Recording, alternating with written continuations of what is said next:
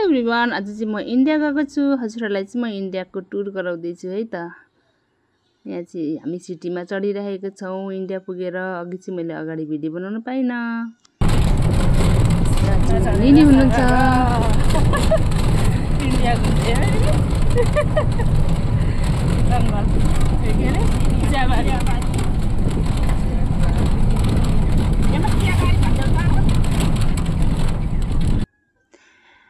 इन्डियाको चियाबारीहरू चाहिँ एकदमै राम्रो हुन्छ। मलाई चाहिँ एकदम मनपर्छ यहाँको चियाबारी। यस्तो राम्रो छ, हरियाली। चिया टिप्ने मान्छेहरू हेर्नु न कति धेरै है। यति धेरै चिया टिप्ने मान्छेहरू बाटोभरि झोला बोकेर हिँडिराख्नु भएको छ। मैले चाहिँ भिडियो बनाउँछु भन्दा गर्दा मात्रै अलिअलि मात्रै क्लिप लिन पाएँ उनीहरूको। मलाई चाहिँ रमाइलो लागिरहेको थियो कि उनीहरूलाई धेरैजना मान्छे यस्तो झोला बोकेर बोकेर बसेको देखेर। यहाँको चियाबारी चाहिँ एकदम राम्रो हरियाली देखिन्छ नि त, अनि मलाई एकदम मनपर्छ। अब यहाँ चाहिँ हामी रेलको लिक देख्न पाउँछौँ यहाँनिर। अनि यो लिक कटेर चाहिँ हामी जान्छौँ फेरि मालबजारतिर। यसमा चाहिँ ट्रेन कुद्छ, यो ट्रेनको लिक हो यो।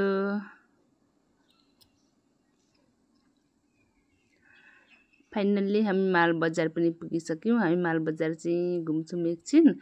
मलाई चाहिँ यहाँ इन्डिया गएपछि यो मालबजार नघुमिकन चित्त बुझ्दैन मलाई होइन, हामीलाई सबैलाई। हामी जो पनि जान्छौँ नि इन्डिया स्कुटीमा यस्तो दामी दामी ब्लाउजहरू है। अनि बजारमा चाहिँ यस्तो राम्रो मन्दिर पनि छ त्यहाँनिर। मन्दिरभित्र चाहिँ हामी पसिनौँ, तर बजार चाहिँ एकदमै मजाले घुम्यौँ। के एक दुई कुरा किन्यौँ पनि होइन। अनि के सामान किनेर चाहिँ हामी यति राति भयो घर फर्किनुलाई है। यति राति भयो होइन मालबजार। सिटीले पनि तानेर सिटीले नतानेको अवस्थामा मान्छे गइँदै सिटी ठेल्दै पछाडिबाट आउँदै निकै पो छोडिन्छ त एकैछिनमा। ऊ परै छुट्यो पो त।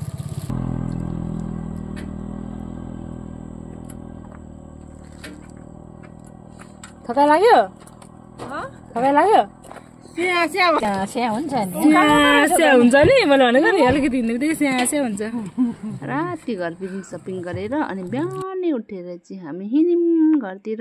अब हाम्रो सवारी चाहिँ हाम्रो यात्रा चाहिँ अब नेपालसम्मको। हेर्नु न कस्तो दामी चियाबारी छ। यो चियाबारी देखेर चाहिँ मलाई भिडियो नबनाइकन भएन। मैले भिडियो बनाउँदै आएँ। अनि यति राम्रो हरियाली चियाबारी देखेपछि त मेरो मन नै थामेन कि। यस्तो राम्रो छ यहाँको चियाबारी। फोटो खिच्दा पनि यति राम्रो आउँछ, भिडियो बनाउँदा पनि यति राम्रो आउँछ। तर यसपालि चाहिँ मैले फोटो भिडियो त्यति राम्रोसँगले बनाउन पाइनँ। अलिअलि क्लिप लिएको थिएँ मैले, त्यसैले युट्युबमा चाहिँ हाल्ने निर्णय गरेर म युट्युब बनाउँदैछु। चियाबारीमा बिहानै मान्छे पत्ती टिप्न आइरहेको छन्। हेर्नु त हजुरहरूलाई कस्तो लाग्यो त्यो चियाबारी? हेर्नुहोस् त राम्रो छैन त? यस्तो राम्रो हरियो देखिन्छ हेर्नु न। अनि यतापट्टि चाहिँ छ सानो सानो यो घरहरू। यिनीहरू भनेको चाहिँ चियाबारीमा काम गर्ने मान्छेहरू बस्ने कटेज हो कि क्वार्टरहरू अरे होइन। यिनीहरूमा चाहिँ चियाबारीमा काम गर्ने मान्छेहरू बस्नुहुन्छ अरे। कति राम्रो क्वार्टरहरू पनि दिएको छ। इन्डियामा फेसिलिटी चाहिँ धेरै छ है। अनि हामी चाहिँ पुग्यौँ मैले मेन ग्लास भन्ने ठाउँमा। हामी यहाँबाट चाहिँ हामी गाडी चढेर नेपाल जान्छौँ।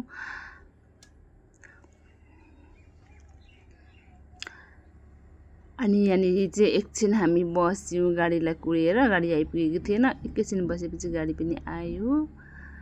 अनि त्यस पछाडि चाहिँ हामी गाडी चढेर लाग्यौँ नेपालतिर। हामी दिदीबहिनी नेपालतिर लाग्यौँ गाडी चढेर। अनि यो बाटोमा चाहिँ एकदमै ठुल्ठुलो मङ्कीहरू हुन्छ नि त यहाँनिर। कत्रो छ क्या मङ्की। यहाँको मङ्कीहरूलाई पनि नेपालमा जस्तै हो कोलाहरू, फलफुलहरू के बिस्किटहरू लिएर खान दिने गरेछ नि त मान्छेहरूले। अनि त्यही भएर उनीहरू पनि बाटोमा बसिरहन्छ। यस्तो कसैले केही दिन्छ कि भनेर कत्रो छ क्या यहाँको मङ्कीहरू चाहिँ। अनि म चाहिँ भिडियो बनाउँदै आएको छु। साथीहरू सबैजनाले चाहिँ भिडियो हेरिदिनुहोस् है लास्टसम्म। यस्तो रमाइलो छ बाटो। हेर्नु न कति रमाइलो छ बाटो। अब यहाँनिर चाहिँ हामी यो एउटा बाघपुल भन्ने ठाउँ आइपुग्न लाग्यौँ। त्यही भएर बाघपुल देखिन्छ कि भनेर चाहिँ मैले यसो साइडबाट भिडियो पनि बनाइरहेको छु। बाघपुल चाहिँ मजाले देखेको छैन किनभने हामी बिचमा बसेको छौँ नि त, छेउमा बसेको भए पो मजाले भिडियो गर्न पाइन्छ होइन। त्यो पनि अलिअलि यताउति जुम गरेर चाहिँ भिडियो बनाएको। यो चाहिँ बाघपुल हो, यो चाहिँ हामी टिस्टा खोलाको बाघपुल हो। यहाँनिर चाहिँ छेउमा बाघको पनि चित्र राखिदिएको छ।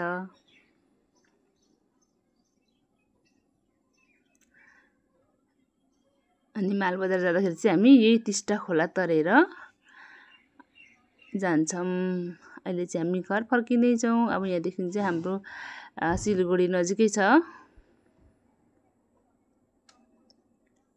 अनि बाघपुलको छेउमा यो नि एउटा काली मन्दिर हुनुहुन्छ। यहाँनिर एकदमै राम्रो छ काली मन्दिर छ होइन। काली मन्दिरको माथि मन्दिरसम्म त देखाउन सक्दिनँ, म बिचमा बसेको छु। त्यही पनि छेउछेउमा चाहिँ यस्तो मन्दिरको छेउछेउमा चाहिँ यसरी फुलहरू बेच्न राखिएको छ होइन। सबैजनाले यो फुल किनेर चाहिँ मन्दिरमा चढाउँछौँ।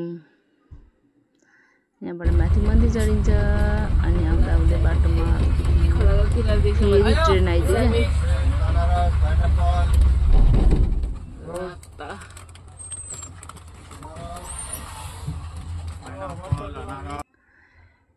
ट्रेन आएर फेरि हामी जाममा पऱ्यौँ। अनि यो ट्रेन चाहिँ एकदमै लामो ठुलो थियो। कुन ट्रेन हो त्यो चाहिँ थाहा भएन मलाई। भिडियो चाहिँ मजाले खिच्न पाएँ चाहिँ यस्तो राम्रो देखाउँथेँ भन्ने सोच बनाएको थिएँ, तर भिडियो चाहिँ राम्ररी देखेन। रुखहरूले गरेर चाहिँ हल्का छेलेर भए पनि मैले भिडियो बनाएको छु। ठुलो ट्रेन रहेछ, एकदमै लामो। धेरै बेर हामीले चाहिँ बाटोमा वेट गर्नु पर्यो यो ट्रेनको लागि। बल्ल फाइनल्ली ट्रेन कट्यो अनि गाडी पनि हिँड्यो। तर गाडी हिँडेर के गर्ने, एकदमै लामो जाम थियो, पुरै जाम परेको है। हेर्नु न कति धेरै छ गाडीहरू राम्रा।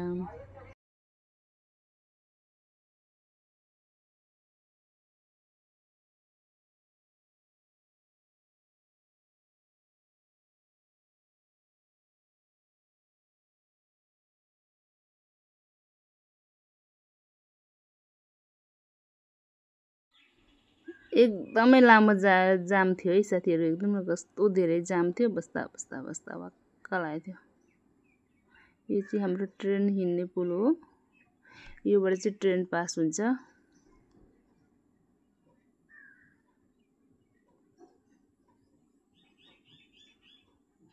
बाटोमा चाहिँ यस्तो यस्तो के थियो, मैले मन्दिरहरू अनि के सबै कुराहरू चाहिँ देखाउँदै आइरहेको छु। यहाँ पनि फेरि अर्को ट्रेनको लिक आयो।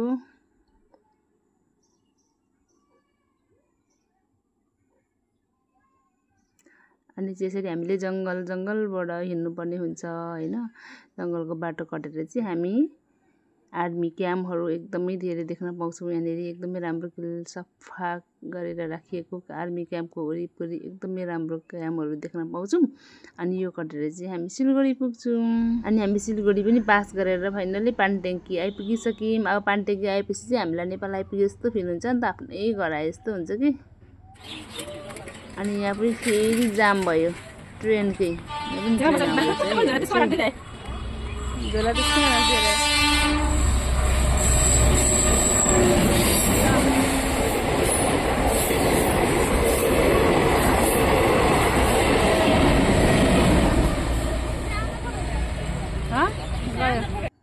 ट्रेन हेरिसकेर चाहिँ अनि हामी सामान किन्नतिर लाग्यौँ। गमलाहरू किन्यौँ। के राखेको रहेछ फेरि गयो 100 रुपियाँ।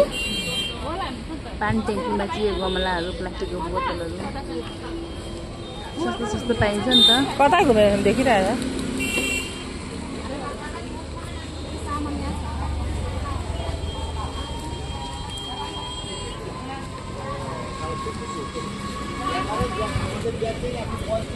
त्यही भएर यहाँ पनि आएर हामीले सस्तो सामान चाहिँ सपिङ गर्न छाडिनौँ। यो छिटो त बोकेर आइहाल्नु। पानी ट्याङ्की जानुभयो भने चाहिँ हेर्नुहोस् त, यस्तो राम्रो प्लास्टिकको बोतलहरू गमलाहरू चाहिँ सस्तो पाइन्छ है। त्यस पछाडि फाइनल्ली हामी चाहिँ अब नेपालको बोर्डर आइपुगिसकेको छौँ मेची पुलमा। अब चाहिँ हामी घर पुग्न लाग्यौँ। आजको भिडियो यति नै। हस् त, thank you so much, by by.